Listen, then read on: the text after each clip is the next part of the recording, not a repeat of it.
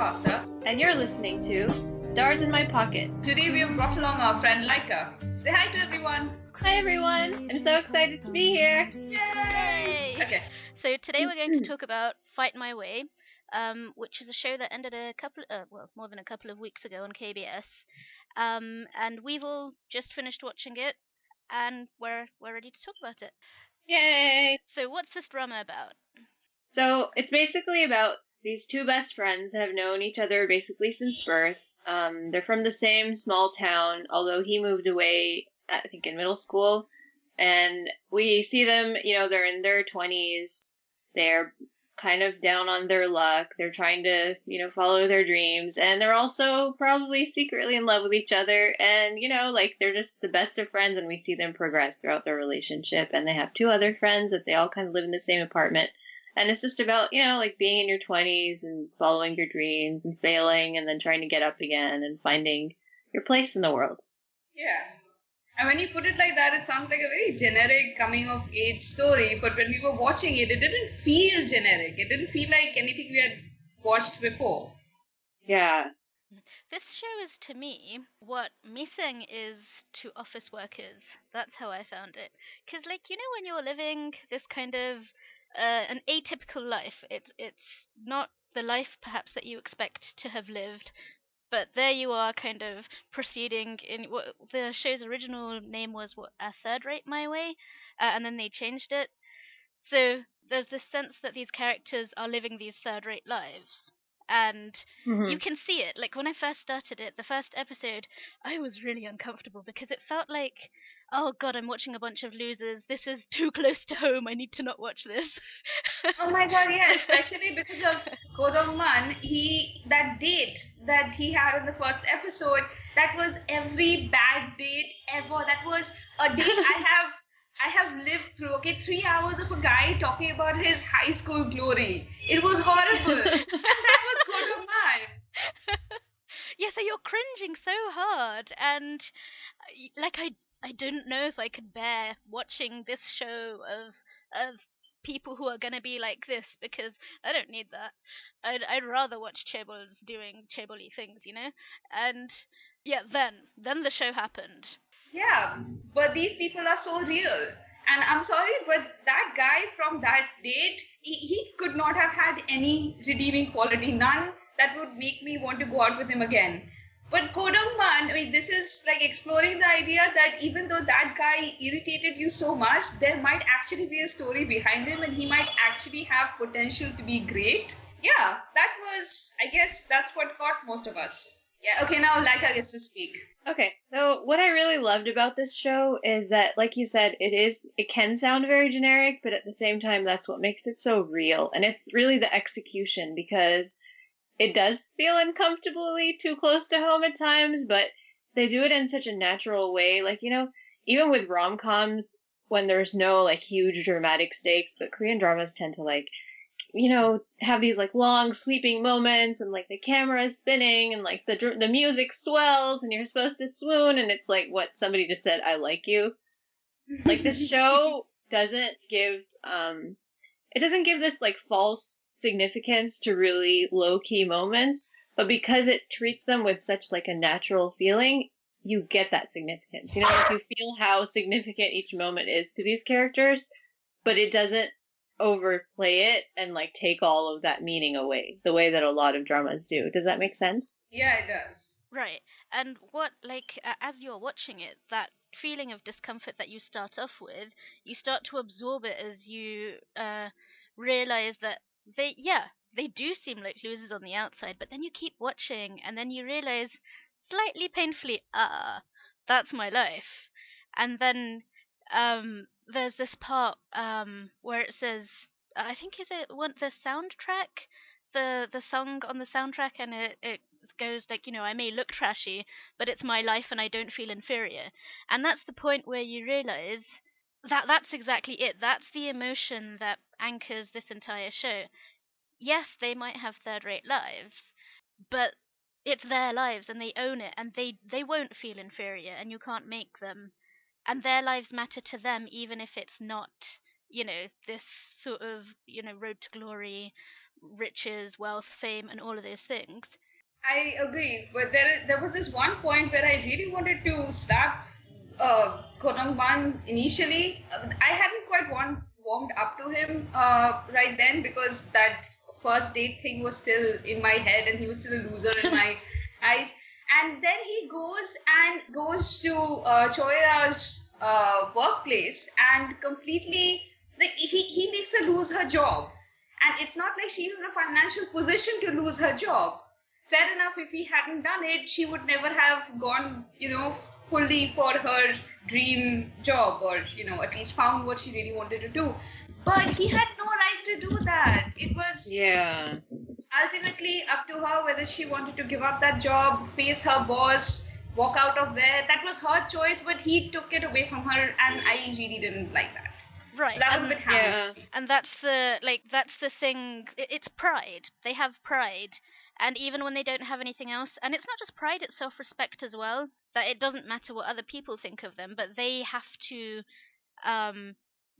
not hate themselves. And that's, I think, probably the part that I related to the most in the whole character setup, was that no matter how it looked on the outside, they wouldn't hate themselves. And the pride that she had in her job, even though it was a low level, low paid job, but it was her job and she was good at it. Yeah. And like you say, he had no right to come in and do that. And she was willing to put her pride down. She was, that's true, and she was doing it for a reason. She wanted the job of that overhead announcer thing. I don't know what you call that position, where I think her boss's wife's sister got the job finally. Yeah, the company announcer position. Yeah. So she wanted to stick to that. She was so happy when she was put behind the mic, even though all she was doing was calling out discounts and stuff, and just making customers buy stuff. Even that was making her so damn happy. I thought it was adorable how she'd sign off every announcement with, "And this is Chera." I know. What is she doing? It's like she thinks she's on the radio, but it's not. It's really cute. It's like you can see how much she loves it. I'm so surprised when I looked her up afterwards, how young Kim Joo-eun is, because the show I saw her in at her youngest was What's Up, which is, I think, 2011, show by Sung-jina, a musical. That was good, but I never finished it. Oh, it was really good. So it's a musical youth drama, and she was this really sort of cute, bubbly character in that, and like a very far cry from her Air's character, who was basically Blair Waldorf. She was also really good in High Kick 3, The Revenge of the Short-Legged, which I actually watched while it was airing. That was the first thing I saw her in. She played a high school student, and she had a love line with Lee Jung-suk. They were cute together. Oh yeah, that's cute. The one that I started and didn't finish. It was 111 episodes or something. Oh my god, I watched the 20 whole thing. episodes in, but they were like 20-minute episodes. So yeah, they were short, but yeah, it was long. So yeah, I mean, I've seen ever since I watched What's Up, I wanted to see her with a big, like a proper leading role. So I was really excited to see her in this. But she's only 24, I think, and I thought she was at least 27 or 28. Really? So I was really surprised at how young she was. She must have been really young in What's Up, I think 18 or something. So I didn't realize how young she was in that. But yeah, I really like her. So do I, especially after this. Air, she didn't make much of an impression on me, except for, like you said, the Blair Waldorf vibe that she gave off. She did that really well. But now she is lodged in my brain. Whatever she does from now onwards, I will want to check out. Which brings me to Park Seo-joon. So, Ko Dong-man, after his Hwarang character, besides Park Hyun-sik, Park Seo-joon really wasn't all that charismatic, because, I'm sorry, Park Hyun-sik always steals the show. Yeah. But here, he was this was like the ideal character for him. I didn't realize he could play this kind of character so well. Like a character that has hidden strengths. He might look like a loser, and a simpleton, but it's not like he's super smart or anything, but he feels things deeply. And he like something that happened years and years ago. The emotional scar of it weighed down on him so much, it beat down his self-respect so much that he still hasn't recovered like 10, 12 years on. The emotional scar that Park Seo-joon's character got when he was in his teens, when he gave into that match fixing, it took him most of the show to recover from that, like recover his self-respect and really go for his goals. And he's a very straightforward guy. Once he figured out that this is what he wants to do, he went all in. Like there was no more hesitation. None of that loserly vibe was around him anymore. I really like that about his character, that for him it was just a matter of deciding something. So once he decided that he was in love with Choo-ra and he wanted a relationship with her, it was not about let's date and see where it's going. It's, it's very simple and straightforward. I'm going to be with you now, and that's it. Like, let's not play games now. Yeah, like he doesn't have a reverse. Like he only goes forward, and it's one of the things that I like the most about his character. I think it's something that kept recurring in other people's comments as well. That one of the most not even alluring. What do I want to say? One of the most affecting things about his character was that he wouldn't waffle around, and he didn't faff around. Like, if he made a decision, that was that, and he didn't backtrack, and he didn't get cold feet, and he wouldn't sort of be halfway there. Like, I'm all in. Did I just quote Gilmore Girls? I think I did. So that is what Luke said to Lorelai. Spoiler. And that's exactly. Actually, you know what, Luke and Tongman, I can see a little bit of similarity there. They're both quite simple, sorry, but they're really emotionally deep. Yeah, I watched maybe a few episodes of Gilmore Girls back when it was airing, and I never really went back to it, so I know, sacrilege. But I do, I agree with you guys about Dongman's character, because he just has that. He's simple-minded in a really frustrating and yet really adorable and lovable way, where he just, like you guys said, he just decides something and he goes for it. And he can be kind of frustrating too, because until he realizes whatever he needs to realize, you can tell him in 8 different ways and he won't get it. But then once he gets it, he's completely there, and and I agree, he doesn't faff around, which is one of my favorite British expressions ever. And it really works for him. Yeah, I love that. The other thing that I really like about him is that he's extremely brave in talking about his feelings. Yeah, that's so rare to find in a hero.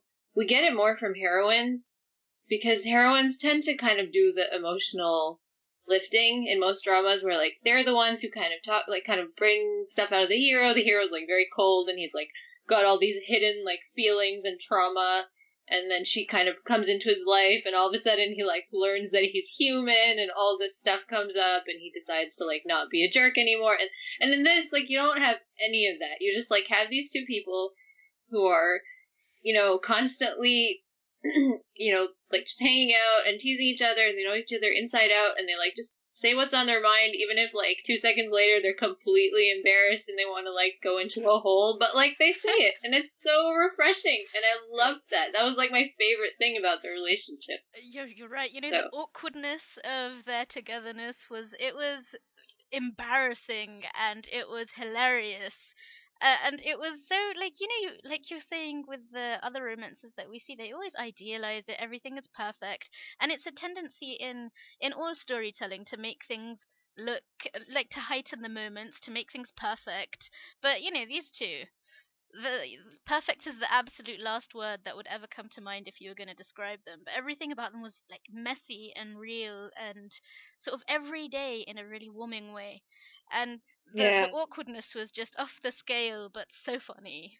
You're laughing at the same time as cringing, but also full of full of love for them as well. That thing about them being awkward, and it's just the show does it in such a deliberate way, in the sense that you get the feeling that they're setting you up for what you would normally expect for the cliche, and then they completely flip that on its head, and they're actually in real life this is how it would work, and And so it's so nice because like they're consciously, and the only time we get that like rotating camera shot of them is like that parody that they do at the end of one of the episodes where like the camera is spinning, and because it's so jarring, and like and then they play that music, I think it's from like Jealousy, and you're like, oh yeah, like other dramas do this, but like this drama doesn't do that, and it's a joke, you know, it just makes a joke out of all those ridiculous tropes that we've now just learned to accept as like, you know, it comes along with all the other stuff we love about dramas, but this show just doesn't do that, and it's so great. I love it.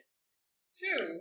Well, you know what? One of my favorite and episodes of the show, even though it made me cringe so hard, was the one where it was, what was it? It was called, I think Ae-ra is girly or something. It was right after he confessed to her, and she gets super girly. She strikes these poses waiting for him to react. She says these things in baby talk. Yeah, the egg yolk gets so strong, man. But like, you remember that point where he flipped it back on her? That was awesome. It made everyone so uncomfortable. That was brilliant. It was amazing. I bet she never used it after that. No, but then you get the sense that they actually do this all the time. Like, egg you me as much as you like, I'm gonna egg you right back. That is my verb. See if you can win this way. Yeah, but that's because they stay friends, you know. Even after they're in a relationship, they stay friends. That was my takeaway from it. That yes, I mean, from Choyera's experience with other guys, she thinks that she has to act in a certain way with her boyfriend. But from Kodam-man's point of view, why? Just behave the way you always behaved. Like, you suddenly become prettier to me. You suddenly have legs. But other than that, we'll still be like vegging out and watching movies and stuff. You know, when we hang out together, don't think that anything has to change. I love that. Yeah. That was like that simple-mindedness of his. That like one of the best parts of that simple-mindedness just coming out. But because to us it seems simple-mindedness, but don't you think it's just that he's so like, for him things are black and white. It's right. It just, he has a clearer perspective. Or just, he's more clear-sighted than most people. Like, we are so bogged down with complicated feelings and stuff, he just processes them faster and cuts to the heart of it. Yeah, what initially seems like he's not smart enough, it just turns out to be that he just looks at things in simpler terms, and that's actually better.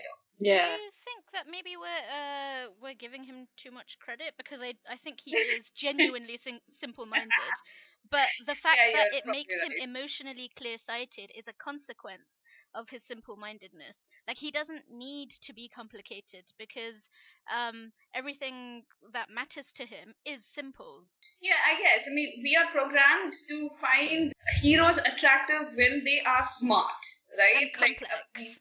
Like emotionally complex. Whereas this is a hero who's not at all complex. But that's his charm. It's how much Ae-ra likes him for who he is.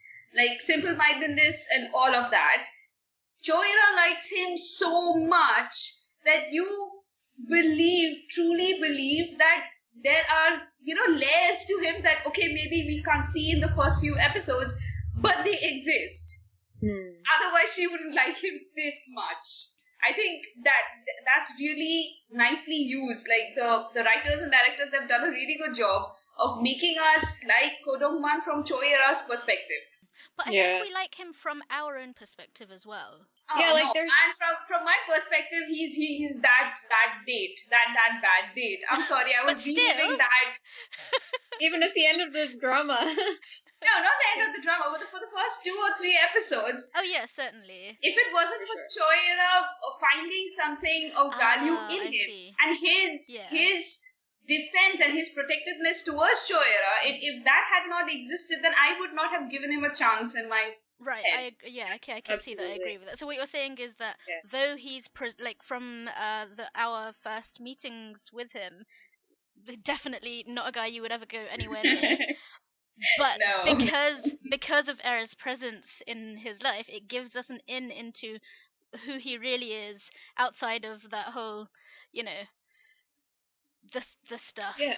That was a really... And they also bring out the best in each other. Like, he's kind of at his best when he's around her, especially in the first few episodes, because otherwise he's just like this, this loser who's living in the past. He doesn't want to be serious about anything, and he, like, sprays bugs for a living. He's not, and he's not even, and he's not really smart. Yeah, but when he's with her, you can see, like, the way he cares about her, the way he protects her, the way he will, like, basically give up everything if she needs him and she's, like, upset, and the way he holds her when she cries. Oh my god. Aww, yeah. My heart.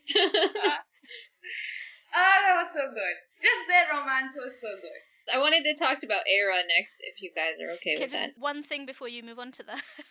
Because sure. You mentioned they used the jealousy. Jealousy as in the old drama jealousy, or jealousy? Yeah, the 1990s drama. Alright. It has this iconic shot where the camera spins around and then they have the music, which I know because of the recap. I did not know that. I didn't watch the drama, but so like in, I think it was in episode 7 or something, and probably interspersed before and after as well, they made these really entertaining references to Descendants of the Sun as well.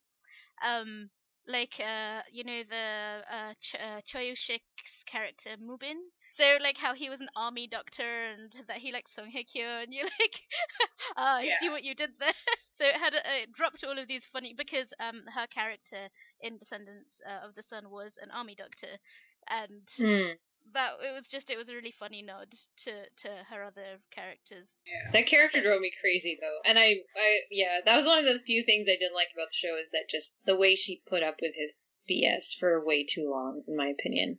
Yeah, I didn't actually understand why he was there. Like, I couldn't figure, like, I was watching, I was like, I know that's Choshik, I know that's him, but he's not, like, in the credits or anything. Is this a cameo? Is he actually part of the cast? What's happening? So, he was confusing. And I didn't like him from the beginning, and then I was like, okay, maybe you're not a terrible person. No, I thought he was a terrible person from the first time he showed up. I did. And I was like, why are you giving him so many chances? He's, like, trying to scope out where you live. Like, why are you, like, that just freaked me out. But then, like, later, it seemed like, he actually perhaps wasn't a jerk after all. And then, of course, we found out he was a jerk after all. He was just weird. And, okay, these kind of people totally exist in the real world, so I understand that. But I don't understand the purpose of his existence in the plot. Like, I think it's how to did show he you. move how did he move the plot forward? I think it was to show you that Ae-ra is capable. She's had other relationships. She's capable of having relationships. Shohira's character started with a relationship, a failing one, but it was a relationship and it was a long-term one. She referenced having other relationships. So we already know that she's had several relationships. I really don't think Choi Woo-shik did, like, what was his name? Park Moo-bin? I don't think that his character actually did anything for the main arc, the main storyline, because it's not even to show that Choera is so desirable. Look, there is this other guy who wants her. No, because it turns out that yes, he liked her, but that was a byproduct. He was primarily using her to get back at Kodongman. So it was all about Kodongman. I think he was just there for the lulz, because it's Choshik and because he's funny. I guess, but he was there for far too long. I just wish it was like a short cameo.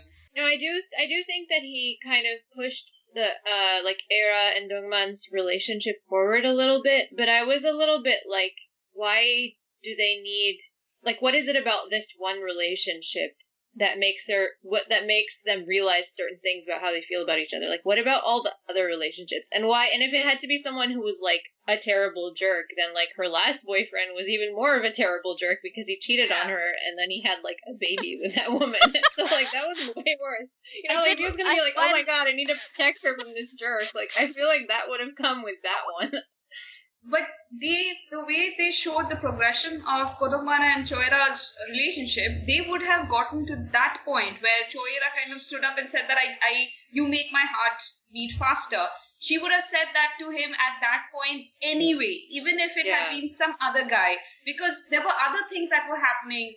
Like, they were not some major events, but they were just the small changes. They were noticing each other more, and you remember how he would hug her and she would push him away and be like, like, I understand you're a city boy, but for a country girl like me, we take these things seriously, so don't do it. She would say these things to him. And that was cueing us in on the fact that she was aware of some feelings, even if he wasn't. So they were already introducing this aspect to their relationship. So they would have come to the point where Cho-ra spoke up. Anyway, I genuinely don't think Park Bo-bin's character was necessary. He was just, like you said, like Saya said, that he was there for the lulz. I guess one thing that I kind of saw that the writers were doing, although I didn't feel it was I really didn't like where it left our heroine, is that she was kind of consciously choosing to go with Mubin when she didn't want to, because she was having all these feelings for Dongman and she was trying to cut them off because she's like, he doesn't feel this way about you. You need to and so I kind of saw that, but I didn't like the fact that it made her become so passive in the face of his ridiculous and creepy overtures, buying her these weird gifts and doing these weird events and showing up at her work and stalking her and I feel like that's her character would normally never put up with that kind of behavior, but because she was I need to have a relationship and move on, she was just letting him do that, and it was really hard for me to watch her because up until that point, she was such a badass. She would just not let people step on her, not let people take advantage of her, speak her mind, but she was just staying quiet, and it rubbed me the wrong way, to be honest. So if you see how long she's had feelings for her best friend, you can kind of understand why she would try to sort of preserve her dignity / protect herself, even if she was doing it in the wrong way. Yeah. So, and Kodaman was an idiot. He was an idiot about his feelings until that moment when he finally realized, okay, no, I really like her. He was a complete fool. So I feel for the girl, okay? She was dealing with a moron. What else could she have done? Yeah, no, I definitely feel for her. I just was, because she felt so much like a real person, I was worried for her. Yeah, I was worried for her. I was like, why are you putting yourself, as if one of my friends was putting herself in these situations and getting into his car when you're like, no, girl, don't do it. He's not good for you. Yeah. Especially when she's had experience with a stalker before, that this guy who sort of cornered her with flowers, or I think at some point it freaked her out. The camera guy. The bloody strawberries. Yeah, the bloody strawberries. It was so weird. Yeah, and that was a weird arc too, because his character was kept consistently creepy, and then they did that thing in the end, and that was weird. I wasn't sure what the point of his character was. Yeah, so. I wasn't a fan, but weird fake out. Trying to remember the actor name, but I can't. Oh yeah, him. Kang Ki-dong. Yeah. He was so adorable in Tomorrow with You. Anyway, different drama. He was adorable in that, although I only watched 4 episodes. Oh, didn't you like it? Oh, let's not talk about it. Yeah, we'll talk later. Park Hye-ran. Because Park Hye-ran was, she made us feel things that were not positive. Yeah, I'll say. Yeah. I have this thing about the second lead girls who are really sort of aggressive and horrible mean girl types. I really can't deal with them. They bring me to the point of a heart attack. And yeah, I just wish they didn't exist. I don't think they add anything to the story. I think they're there to just to run interference, but with no real meaning to it. The way she kept blocking Ae-ra from any of her jobs, it's just that was can just you not annoying. Find anything else to do in this whole wide world? Also, is she omnipresent? How did she always figure out where Cho-ra was getting a job? How? And it's clearly you're so insecure, and sure, we find out later that she's actually, lacking employment opportunities, but I don't care. Go find your opportunity somewhere else. Why did you need to do that? Why do you exist? Stop existing. Die. And you know what? It doesn't actually make much sense. Okay, I'll come to that. Her employment opportunity or lack thereof, that thing that it didn't make a lot of sense to me. It's don't try to make me like her now, because I don't, and I won't, and I don't want you to manipulate me like this. Thing. Yeah, there was no need for her to be redeemed in any way. No, she should have just stayed evil till the end and faded away from their lives like they had been trying to make her fade away for at least half the show. Or get her Agree. comeuppance. And it's like, you made your choices. You chose to marry that chaebol guy. You left Dongman, like, 26 times or however many times you left him. Don't then expect, that you have some right to his life and that Ae-ra doesn't have more right when she's been in his life for 20 years. Okay, sure. Yeah, go ahead. I also didn't like how they ended up making their failed relationship kind of because of Ae-ra and Dongman's closeness, and how they showed all this, like, at the end they kind of had this reveal of like the reason they never got close was because he always cared about her more, and I was like, really? He really didn't. We know that Dongman has a one-track mind. When he was with Hye-ran, he was with Hye-ran. And yeah, exactly. If you don't know that much about him, you don't know him. It felt very like last minute. It was a last minute thing. Yeah. Because all they gave us was that one incident, right? Where she comes out, like they had that flashback where she comes out with a box of chocolates or something for Valentine's Day or White Day and sees Ko Dong-man kissing Park Hye-ra, and she walks away and doesn't see that they break up. What does that have to do with missed chances? There were no chances before right now. Their first chance came right now when Ko Dong-man finally had his blinders off and realized that he had feelings for Cho-era. He genuinely didn't know. Like it was before the first time he ever started to have feelings. Exactly. Yeah, so exactly. Don't now tell me that, they had opportunities before. But what I'm sorry. Ko Dong-man is too straightforward to have played games for years. No, there is no way that happened.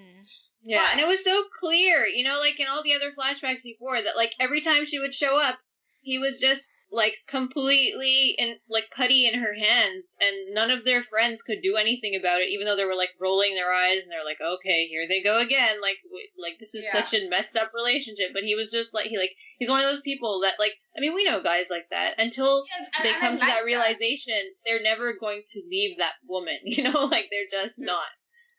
So. I like that. Like just for that aspect, I appreciated Park Hye-ran's character to give us that thing where you have this nice guy that you're friends with, and he is in this horrible, messed up relationship, and you know that the only way that things can get better is if he breaks it off, but that's not happening. This is a very realistic thing. I like that. Yeah, but they shouldn't have drawn her into present day and made that thing. Yeah. Saya, you were saying you hate that hateful second lead character, and I generally do too, but I feel like the way that she was portrayed in, especially the first half of this drama as just being this, vindictive, selfish person who, everything revolves around her, and it's all about what other people can do for her and how they feel about her, that's the person that exists in real life. I know people like that, so that's I didn't... true. I mean, I didn't hate that she existed, even though I hated her, but, it made sense that she would be this stumbling block in Dongman's life, just what you said, Festerfaster, about that character type, and when those two character types meet and get into a relationship, the person who only cares about herself and the guy who will do anything for his partner, it doesn't go well. And it makes that's an abusive relationship. It just wrecks everything, and the people around them all hate it, but they can't do anything about it. And so that was really realistic. Yeah. And I loved how within the drama, we saw how Dongman finally got to that point of emotional maturity where he wasn't willing to let her do that to him anymore, and I was cheering. And then in the end, I was just really. But he was. Do we need to have sympathy for this woman? Can I say something? He was in that place before he had started his relationship with Ae-ra, before he started liking Ae-ra. He was in that place of where he's not going to take her crap anymore. Because the previous breakup, actually her marriage, he in his head, in his heart, it was totally over. There was no way to warm over that cold soup again. So I felt that cut had been made long before, and that's even more reason why she was so unnecessary to the narrative, because she didn't actually give him any conflict. He didn't have any emotional conflict because of her. She was just annoying him, and he was like, "Can you please leave my life now?" That's true, but I think in this case, at least in the present day thing, the reason that she came into, like, the contract that she provided wasn't to Kodong-man, who had already figured out that he no longer wanted her in his life, but to Choi-era. Like, she had been watching Kodong-man fall back under the spell of Park Hye-ran for so long that she just expected Kodong-man to do it again, like, a pattern. She just expected the pattern to happen, like, repeat itself. But Absolutely. then, see, she hadn't realized that Kodong-man had matured. In her eyes, he was still the immature guy he had been before. Do you think that Ae-ra had developed a habit of conceding to her, or that if she had No, there was no confessed conceding, because sooner? before that, Park Hye-ran, no, I don't think so. Before that, Park Hye-ran was Kodong-man's, one true love thing, and yeah. Yeah, I think that she, not, rather than conceding, like, when they were together, she would make this very conscious decision. Like, Ae-ra would make this very conscious decision of, like, okay, you guys are together again. I'm, like, she would give her that place, but she would never give up her own place of the best friend. Yeah. Because, Hye-ran felt uncomfortable about how close they were. She was like, no, she's like, you're his girlfriend, that's fine. But then, like, once they were broken up, she was like, no, I am not putting up with any of your crap. And I agree with Festerfaster, like, she needed to see that even when she's available again, he doesn't want her. So it's not like he doesn't want her because she's married and unavailable anyway, and, like, he's accepting second best because, she's just there. But no, she, like, came back, he moved on, and even though it took her a while for her to see him, like, and for him to tell her that, but I really appreciated that, it wasn't like he's just, like, his one true love is gone, and so that's why he's, If she had confessed earlier, would it have been different, do you think? Not necessarily. I mean, maybe not. Maybe he would have realized that he had feelings. Maybe there would have been a sort of awkward phase, and then he would have realized, oh yeah, I like her. Or maybe not. Maybe he just needed to reach a certain level of maturity to realize that he loves her. It just, timing is pretty important sometimes. Yeah. Let's go. Kim Joo-man and Baek-seol-hee. Oh yes, let's talk about them. Yeah. What did you guys think of them? I think Baek-seol-hee should have broken up with him, I don't know, the first 2 episodes. So, as some reviewers pointed out, Kim Joo-man's character was taking Baek-seol-hee for granted, but Baek-seol-hee, who was happy in her current situation, like she was happy in their average middle-income life, she didn't actually have huge ambitions, didn't understand why Kim Joo-man was working so hard, was like draining himself just to get a promotion, like why this was so damn important to him. And that's a legitimate relationship issue, like that's material for real problems in a relationship when your partner doesn't understand something that is so important to you. And I totally felt that it was realistic, like you said.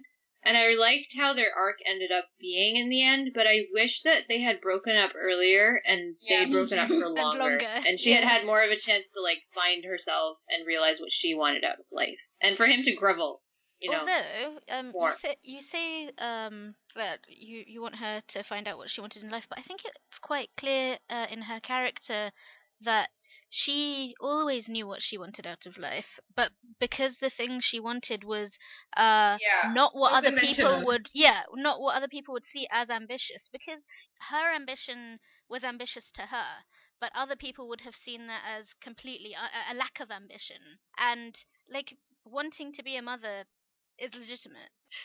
So what you're saying about motherhood being a legitimate ambition and how that was her ambition and she already knew, like, I agree in part.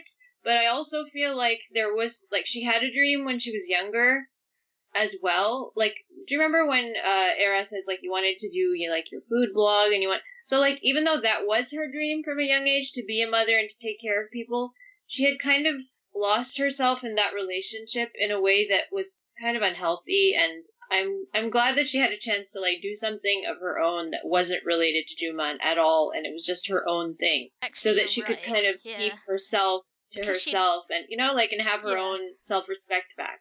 But she'd given so much of herself to him that I think this is actually a thing that happens a lot in real life, particularly with mothers, is that because they've poured themselves into their family and into their relationships, they no longer have a strong sense of their own self and what they're capable of and what they want to do.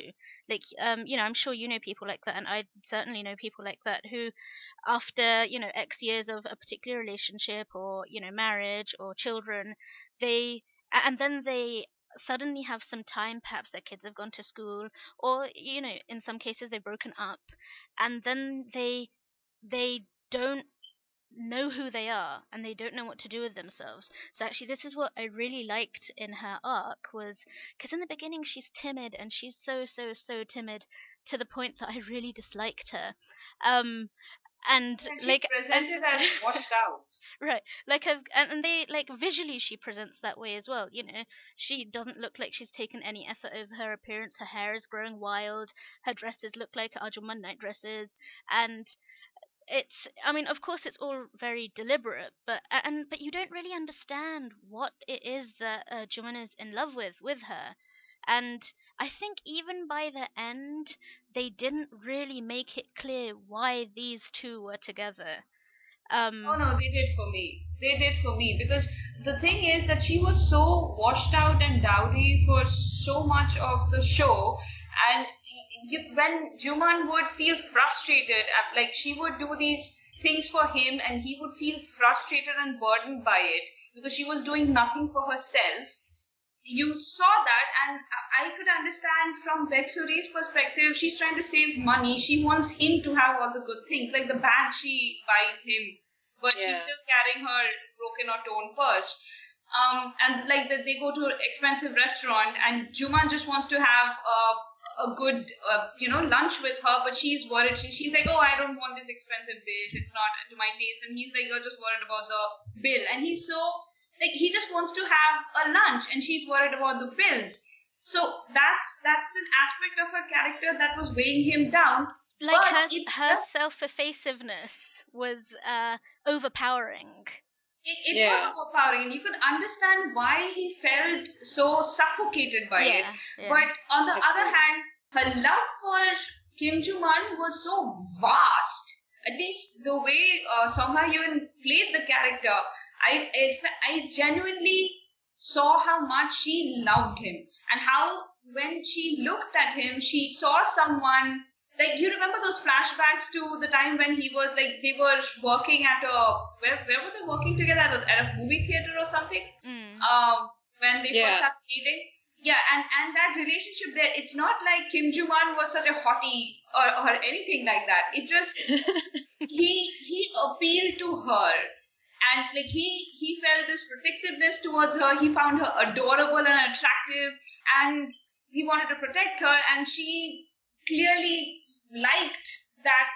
He felt that towards her, and also just him being capable and looking so frustrated by her ineptitude. And just, I don't know, generally I saw the attraction between them. It was believable for me that these two fell in love and really stuck together. And Kim Jo-man's character is faithful. Like, it's the way they show him initially, you can see that he's faithful.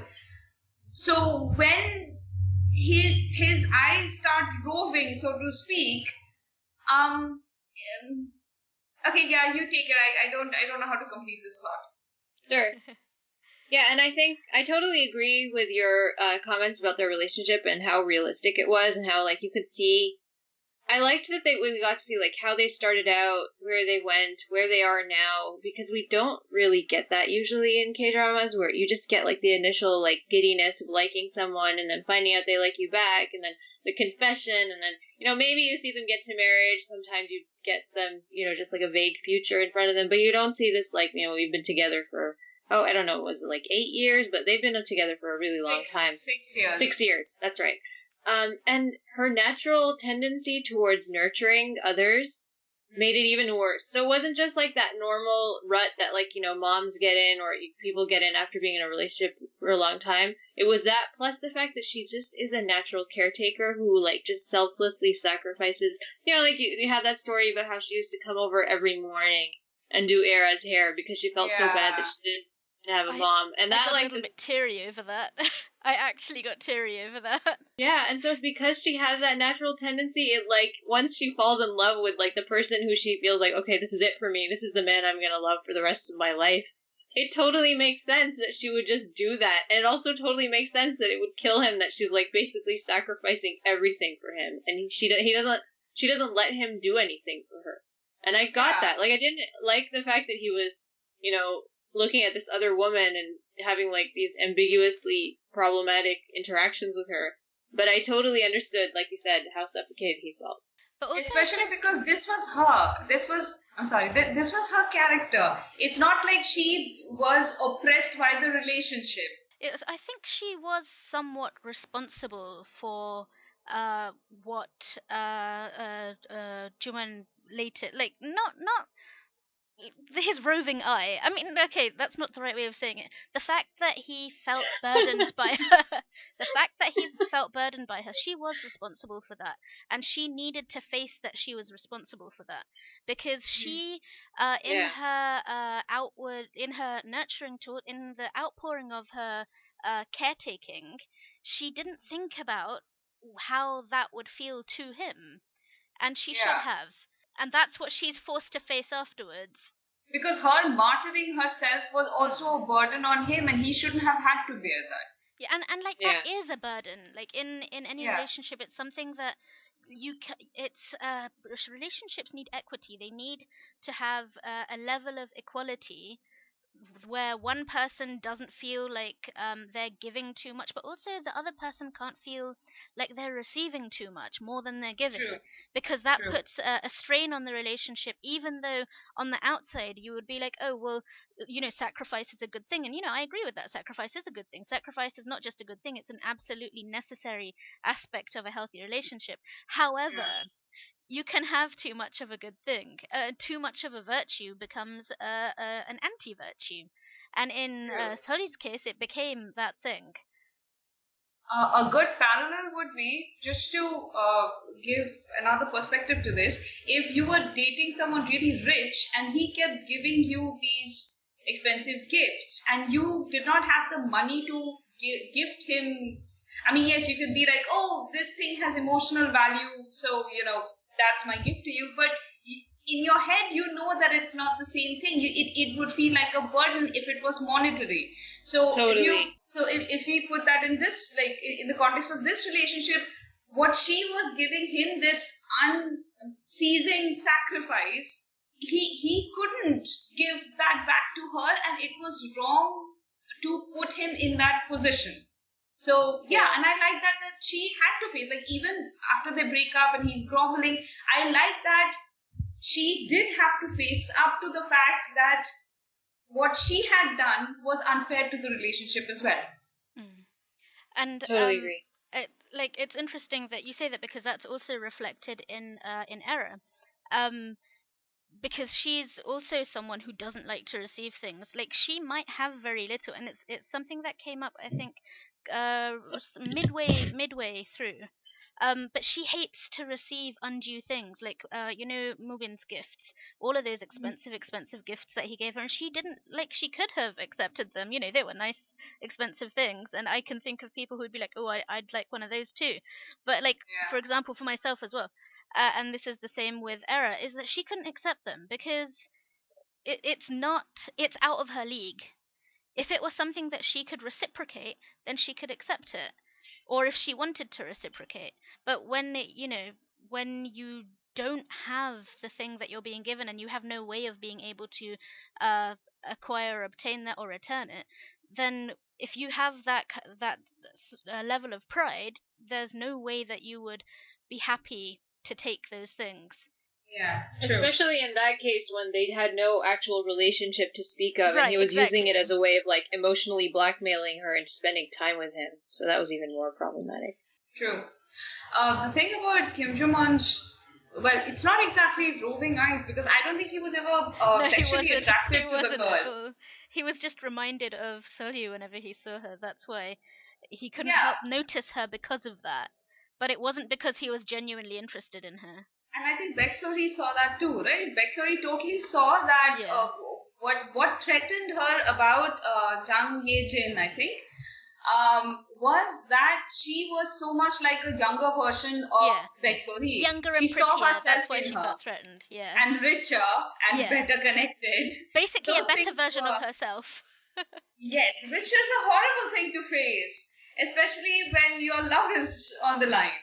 So, yeah. So, I like how that last scene where he meets this other girl who does the same thing that Ye-jin's character did, like looking up at him all helplessly, and he's like, in Ye-jin's when Ye-jin did it, he had helped her, and that had started that whole circle of, this is how Baek-so-hee used to be. Whereas with this girl, he finally had learned enough, had matured enough. He was like, you know what, help yourself. This is how you do it. Read the manual, help yourself. Yeah. That was great. I like that. I really also, like that. The other thing with Seol-hee is that although she felt, I don't know how threatened she felt by what was her name? Hijin? Ye-jin. Ye-jin. I don't know how threatened she felt by Ye-jin, because you remember when she confronted her at close to the end, and she said she actually could see the reason that he likes you is because you remind him of me, but you're never going to be me because I'm the original. I'm the one that he's head over heels for. Like, she had that security despite. She had that, but it's different once she broke up with Kim Joo-man. Now she had nothing else to lose. So at this point, she could confidently point out, look, this is what attracted him to you. But dude, think about like the history of cheating husbands. Or at least the way, I don't know, media portrays it. It's always the younger version of their wives that they seem to fall for, and that doesn't stop them from leaving the wives. So Baek-so-hee's, the fears were founded in, a legitimate thing. Even though Kim Joo-man never felt that strongly about Ye-jin, Baek-so-hee's fear was legitimate. So after she broke up with him, after the worst thing possible in her life had already happened, she regained enough self-possession and confidence to face up to Ye-jin and say, you know what, fair enough, but this is what attracts him to you. And so if he could leave me at some point, I don't know how long this is going to last for you. I really like that. That was great. That was a great conversation. Can we quickly segue to talking about the girls' friendships? Because I just thought about that. Yes, absolutely. So, yes, please. Not just the girls' friendships, but the group friendship. But, like, I love the girls' friendship. That was what was focused, right? I mean, because Kodokman and Kim Joo-man's friendship was never really fleshed out that much. You know what I really liked about that part, their friendship, the boys' friendship, was that part where Dongman says to Joo-man, we've been friends for 10 years, but Seol-hee's been my friend for 20 years, so like she wins. I am on her side. I love that. That was amazing. Yeah. I was like, such a great line, and it's the kind of like it's so him, but it's also like he says that line, and you like you fist pump. You're like, yes, you're the man. Yeah, and it's one of those moments that this drama does so well of like, it's a very significant moment to the characters, but they just say it in kind of this throwaway line that's so realistic to how you would actually say it. You wouldn't make like a huge declaration out of it, but it's there, What I really liked in the show's treatments of all of these relationships is not just the romantic ones, but also the friendships. And like the one between Seol-hee and Ae-ra that goes back for 20 years, and the fact that it treats those relationships so lovingly, and that you can see how special these girlfriends are to each other. And they're sisters more than friends. Right, really. exactly. But I think they're better than sisters, because I think with sisters, I mean, I have a lot of sisters. There's a lot of bad that comes with the good when you have siblings. Or maybe that's just me. Never mind. But like with Sully, you get this sense when she's introduced to you that she's too timid to live, and she kind of is. But also, as you go back over that friendship, and as they keep revisiting their childhood, like they show you that she is strong, but her strength is like this really tender-hearted, motherly strength. And I love that it showcased that as something strong, because there is, and like from probably a good 2/3 of the show, you do kind of you wish she would speak up a bit more. You wish she would be a little bit more brassy, a little bit more bold, a little bit less hangdog. But at the end of it, you kind of think, you know what? If all of us were bold and brassy, then nothing would ever be achieved in this world. In there would be no love and Yeah. affection like between people. I also really liked that even though as viewers we didn't really appreciate her in the beginning because of how like she was like, very dull as dishwater, super shy, like timid, she didn't really speak up for herself. But even that, though we didn't see what was so special about her, you could see the love and affection and the respect that especially Ae-ra and Dongman had for her from the beginning. And they're like, it was like they could appreciate her for herself, even if we as viewers didn't really see her good points, and even if she was going through a rough patch with Joo-man, like, they had this rock solid, regard for each other, and that was really nice. It was consistent throughout the whole show. And like there was this moment where closer to the end where her mum is telling her, think of yourself instead of thinking of Joo-man, because Seol-hee is so wrapped up in thinking of Joo-man that she needs her mother. And this is like a role reversal here. Her mother is telling her to think of herself. And this is, usually you would tell your mother, you think of yourself, stop pouring yourself into the family or this and that. Just be a little selfish. But her mum is telling her, you be a little selfish. And, it was so low key, but it was so, like, it was very lovely and very real in the way that it was a very small conversation, but I felt that one a lot. It's about the same conversation. Her mother gave her this I don't know, blob of gold, nugget of gold. I don't know what that was. That was a chunk of gold. A blob of gold. That's a scientific word, everyone. A blob of gold. Go to the jewelers and ask them for a blob of gold. Yeah. Okay. But the thing is that I like that she handed it to her daughter and was like, keep it. This will give you self-confidence to walk away from the relationship if you want to. Now, I don't think he needed that to get self-confidence to walk away. However, it's true of most women in relationships where they have made themselves small, or where they feel that they don't deserve their partner, that it's often a situation where they are also financially weaker than their partner. And that makes it difficult for them to walk away, even if they want to. So I like that her mother was making sure that this was not a situation that her daughter would never be stuck in an unwanted relationship because of a lack of money. I like that her mother had the foresight. Instead of getting all invasive and asking questions, she was just making sure on her own that here is security. Now, you take the decision. Yeah. And the fact that she trusts her daughter to make her own choices. And it was just such a sweet relationship. And it's, we do get a lot of really sweet relationships in dramas, but they're often offset by really horrible ones, particularly when it comes to in-laws and things. So it was like to see a mother put that much trust in her daughter to the point, all of that happened. But she never tells her daughter, leave this guy. She never tells him, leave this guy. She's like that. She realizes it's not her place to make that choice. I just, not to go back to a previous point, but I just wanted to point out something else that I really liked about Seol-hee and her mother's relationship is, like you said, I really liked how she gave her that support. And actually, on a personal note, like, my mom has actually said that exact sentence to me, like, you need to be selfish for yourself. Not to be selfish, but, like, to stand up for yourself and care about your own feelings, because my mom is also one of those extremely giving people, and now she says, I should have raised you to be more assertive and to take more things for yourself. And, like, I saw that dynamic between Seol-hee and her mother, too, where, like, her mother is the same, like, she shows up at that, like, what is it, a first birthday party or whatever, and she's like, she, like, makes all that food, and she gives them, like, all this money, even though, like, she knows that they haven't really been they've been delaying the marriage meeting between the families, and, like, she has a feeling about the way that Seol-hee is being treated, even if she hasn't, like, seen it for her own eyes. And that whole dynamic of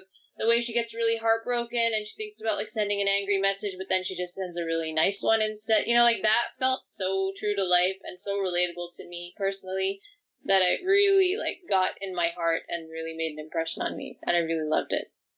Yeah, so like the mother-daughter relationship and all of this, like, it just goes to show how well done the characters are, in the sense that, like, after we get to know our characters in the first 2 or 3 episodes, they stay pretty consistent to who they are. And this is one of the few dramas where, like, I had confidence that the writer wouldn't take our characters in these weird, like, you know, directions that would give us whiplash, and they start acting like a person that we've never seen before. Like, they were very consistent to their characters all throughout the end. And, like, even the villain character, Kim Tak-soo, he was very consistent, and he made sense as a villain, and he, you know, like, they did such a good job with all the characters.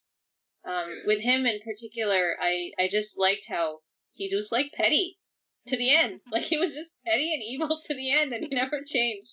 No, It was so great to watch. So he did have that tiny moment where he realized that he had reached his heights because of his coach and not because of that PR guy who kept on telling him to do, you know, basically cheat his way to the top. And when it came down to, you know, his coach and the PR guy, the PR guy was like, I'm glad the coach is walking away. And he's like, what? No, I mean, you can leave. The coach has to stay in my life. Like, he realized the value of his coach. So that was a good moment, because despite being an epic asshole, of course he has to have had some talent to have reached, you know, the levels that he had, and it had also been because of his coach. Yeah. But even though he recognizes that... Sorry. Good.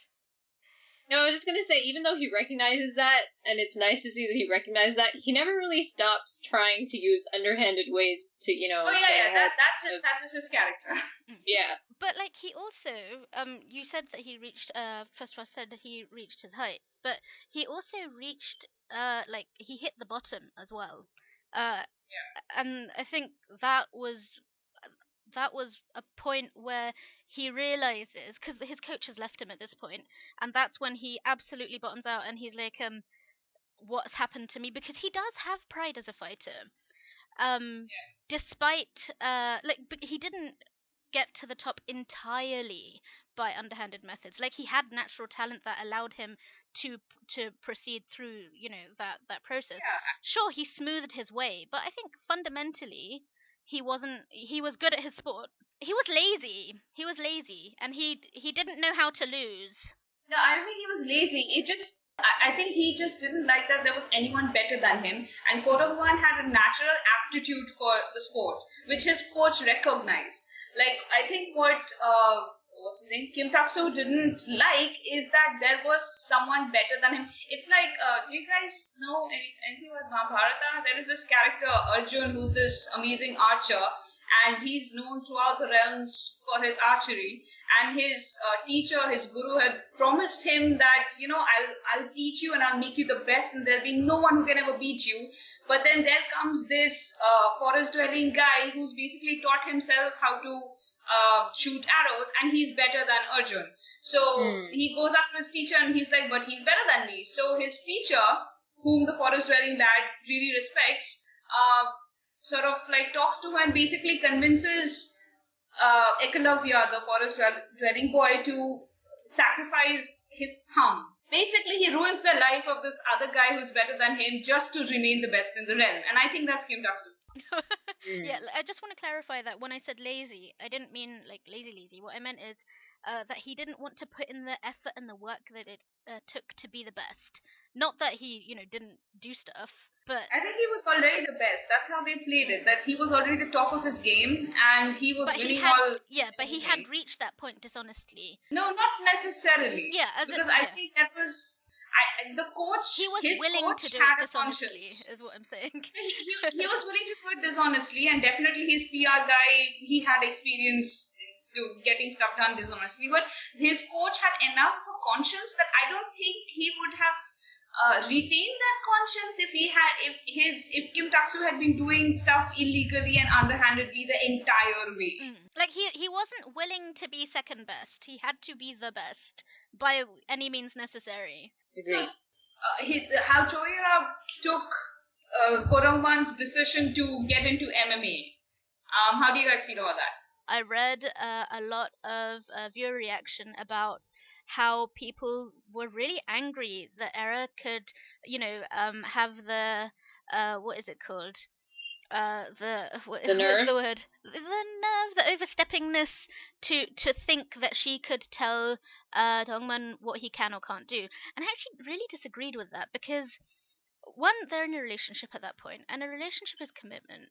And two, MMA is not like, gardening. MMA is something that there's serious personal risk every time you go into the ring. It's like being a soldier. I mean, it's not the same thing, but the risks, when they're in a relationship, I think she has the right to say that she's not happy and to ask him not to do it. I mean, he has the right to ignore it, but she has the right to be unhappy. It's not wrong of her. So I was actually really unhappy when people dissed her. And what made this relationship really real was that when he had that accident, he had that concussion, I think, and then his ear stopped working. Yeah. I think his eardrum burst. And then she had that thing, he had a serious injury. Things could get worse if he has another blow in the same area. And the thing is, that would affect her life too. It's no, not it's like not it's that. only him. The thing that I really liked was that she has a right to protest. And when he has a serious injury, and she makes the decision to step out of his life like that, she puts down her foot. She's like, if you did this, I lived through this with you. Now that you're recovering, if you go back, then I can't do this anymore. So I just can't be with you. I'm out. Yeah. The thing is that it's not so much that she was blackmailing him. It's just that for her, she knew where her line was. And I like that Ko Dong-man didn't immediately go he didn't vacillate. He wasn't like, oh my God, which one will I choose? My love or my career? For him, fighting was him. It was in his blood. He had to do it. He had tried not to do it for 10 years. He already knew what it was like to give it up. So he knew he had to do it. This is what we love about him, right? The clear-sightedness. But he wasn't giving her up anyway. She could choose to move away from him, but he would, you could see that he was not going to stop loving her. It all came down to whether she would be able to accept his career choice or not. And it was very clear that he was willing to wait. He had already chosen his path. Now he had left the ball in her court. Can you walk this path with me or not? Yeah. It wasn't. I liked how the show handled it, and I found out after I finished the show that's actually. Have you guys heard of Choo Sung-hoon and his wife Yano I just Shiho? read that before we started this. Yeah, so I'm a huge fan of that couple because I watched the first few episodes. There's this variety show called The Return of Superman where these celebrities go on with their kids. And it's basically the dad takes the kid for the weekend, and it's all these dads and their kids, and a lot of them don't know how to do anything. They can't feed their kids, they can't manage their, and it's just very cute. And I mean, it's been going on for 4 years or something. I only watched the first. It's really adorable. I don't know how many episodes. Yeah, it's super I watched cute. a handful of and, them. So him and his daughter are so cute together. They're just, he's this big burly man, and then there's this little toddler, and he's just you can see how he's completely gone for this little girl. Anyway, total digression. But you don't see his wife that much. She'll be in the beginning, she'll prepare their breakfast. She'll be okay, I'm going off to my photo shoot or whatever. You guys have a nice weekend. But you can see it's this low key you can see how rock solid their relationship is. And so I kind of read up on them when I started watching that, and I kind of read their story about how she was very not into their and she was very not into their relation. She liked him, but she was I cannot handle your career. And so he really had to convince her. And so I when I found out that was inspired partially by them, it really made me love that even more. That whole, how they actually went into that and they dealt with it and in a realistic way. I liked it. Wow. Yeah, they're super cute. Watch some videos of them later. I totally intend to. Okay, so before we wrap up, do we have any final comments? Does anyone want to talk about Ko Dong-man's surprisingly, I don't know, nice body? I'm not doing that. I'm lowering my gaze, okay? How can you say such a thing to me when you know I don't do this? He impressively, he obviously did some work. It was there to see. Yeah. Can I just talk briefly about how much I loved the acting in this show? Oh yeah, go on. I loved how, I mean, I've seen the leads in other things, and I really loved Park Seo-joon in Witch's Romance. I know that wasn't a super popular show. yeah. That's his Loved best that show. But he was really Yeah. horrible in She Was Pretty, which is the fault of He the was writing kind of of his character. horrible, but he was kind of horrible. I watched it for him because at the end I was just like, I'm so done with you, Tae-won. Why were you not the lead? Yeah, But exactly. I had so much goodwill left over from like Witch's Romance, and then I watched One Warm Word, which like I don't think anyone Was has he in watched. that? He was in that. He wasn't the main like couple, but he was in the secondary couple. He was really cute in that too, and I just really like him. And so in those previous roles, you had seen like the potential for him to do like a more deep performance. Like in Witch's Romance, he has that one scene where he gets like really emotional, even though usually he's very like, you know, like he's very cheerful, sunny kind of character. But there's this one episode where they're having like some angst, and like he cries, and I was just like, oh my god, I'm like dead. I'm on the floor. I'm like, these tears are doing me in. And then he had that angsty part in Kill Me, Heal Me, and I was just like, I'm yours forever, dude. One last thing though, because we haven't talked about him, and he was rather splendid. Kim Sung-ho, you know, the coach. Oh He yes. is such a great character. He does these characters so well, and he's a complete hoot, but he's also like emotionally present, and he brings like a certain depth to things even when he's making you sort of die laughing. So he was a really great character. I really liked him. I felt he wasn't getting his due. I know, I'm so glad you brought him up before we finished, because it would have been a shame not to mention him. He was so great with, like, his sausages, and, like, the Ajumma Eikyo, and then, like, the way they became, like, the real love triangle, and he had, like, that three-way and, like, hand every time grab Sungman is like, between the three of them. Every time Sungman is like, can I call you Hyung now? And he's like, no! How dare you call me Hyung? How dare you speak Pama to me? And he's like, okay, fine, I won't then. Yo. Yeah, he was adorable. That was great. I want to see him headline his own show and be the lead, because I think he would be so great in a rom-com. But he is a complete scene stealer. I mean, going back as far as Secret Garden, I don't know what he was in before that, but I remember him in Secret Garden. I remember him from, he was also in, was it Diary of a Night Watchman? I didn't watch that. But it was rubbish. Yeah, I remember but him I think he was Secret in that. Garden. What else was he in recently? A Warm and Cozy. Warm and Cozy. I did not watch that.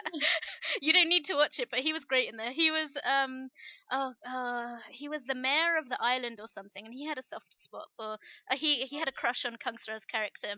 But that wasn't what made him funny. What made him funny is that he kept appearing as various characters that were like his relatives. Like he was his brother, and he was his dad, and he was even his female cousin. It was so funny. Just for that, like if you can hunt down that scene and watch it, it was great. So you have like 12 Kim Sung-hos in one frame, and you're like, how is this? That sounds amazing. I think I'm gonna die. It's so funny. You're so right about how he brings the groundedness and the emotional heart while also being like completely hilarious. Yeah. Like you've lost it watching him, but at the same time, like, you know, they're tears of lulls, but also of like, actually I feel moved. Yes, exactly. And which in fact these really describes unusual this eyes. drama. Yeah, that's true. You know, like, it's so funny, and yet at the same time, it's so, like, it makes you feel so many emotions all at the same time, and it's really, like, that's the feeling I'm left with even like at the end. opposite emotions, in a way that feels really good. Like, there's no dissonance in what you're feeling. It's just like, you know what, the fact that I'm feeling these two completely different yet complementary things at the same time is a mark of just how good this show is at taking you to different places emotionally. Yeah, and how true it is to real life, because in real life it's never just one genre. You know, you're you're living comedy and tragedy and like romance all at the same time. And sometimes there's a little mukjang in there too. You know, like that's just life. Or a lot, you know, depending on what kind of life you're living. There's a lot of mukjang in my life. But you know, this show didn't need the mahjong, and I think that's what the parent characters were supposed to introduce. This hint of mellow, but that was totally unnecessary. Yeah, I think they brought the show down in the end. It was just a bit. They slowed it down a bit. Though I really liked Wang Go-ki, like the mom character. I just liked her, like before she was introduced to us as a mom character, I liked her landlord character. Yeah, oh yeah, I that was really nice. liked her That as was a kind of landlord. like a female Kim Sung-ho type of character. Like this weird oddball person doing weird oddball things, and you don't quite understand what's going on. But like, yeah, when she turned to the mellow, that's when it was kind of, are we going there? Okay, it would have just been funny if they had just kept her as this mysterious figure who's like mysteriously a philanthropist for some funny reason, and then like her and Kim Sung-ho could have just like become friends and had this like wacky relationship of like the two of them that had some kind of ambiguous like, you know, like he kind of had a crush on her thing, and that would have been really, it would have kept it light and funny without going into all that like weird, Yeah, you know, dramatic that would have been backstory. awesome. I don't even know what the Namil subplot was all about. I mean, with her adopted son, that was just why. Yeah. Like, it was totally unnecessary. I didn't care. I did not care Yeah. about this guy. And because they didn't take Yeah. the time to make you feel her whole, you know, the whole being an actress in an adult film thing, you kind of like, really? That's a problem? I mean, like, okay, I get that it is in you know, the context, but also I just wasn't feeling it. And also, at no point did I ever feel that Choera had lost out for not having a Right, mother. exactly. Yeah. So, yeah, so she was, it's not like Choera had this deep-seated, I don't know, issue about being motherless. Like, she was kind of ultimately superfluous as a character. Yeah, even in that flashback with her dad when she's a kid, and he's like, "Do you feel bad they don't have a mom?" She's like, "Well, I don't really know what it feels like to have a mom, so I'm good." You know, like that was good. Precisely. So, overall, final words, guys. It's a good show. Yeah. We agree. It was a good experience. I'm so glad that it exists and I can revisit these characters and just watch Kodongwan and Choera fall in love and all of that again. Do you know what? Honestly, even if they didn't have the romance in the show, it would have been great. I really think that. No, I'm sorry. I love the romance in the show. Can only get I away don't know about from me. that. But you know, there was enough in the relationships that even without it, like if it didn't, okay, like if you didn't have the romance start, like because we started the romance quite early. If you had put that off to the end, okay, you know what? I disagree with myself. Okay. And I was just gonna say that if you love this drama and you haven't seen Bottom of the Ninth with Two Outs, that it gave me similar feelings to that in like how wonderful the friendship was between the leads, how realistically it dealt with like other relationships, the way it dealt with friendship, and like the slow development of them falling in love was just incredible. So I just wanted to recommend that as well. And I'll add that it's in the same genre to me as Miseng, as in it's very realistic without going overboard, like true to life in that way. So, guys, we have nothing more to say, then I'll just wrap this up. Okay, wrap. All right. So that's it from us, guys. Thanks for listening, and see you next time. Bye. Bye. 멋지게 만든 네 맘을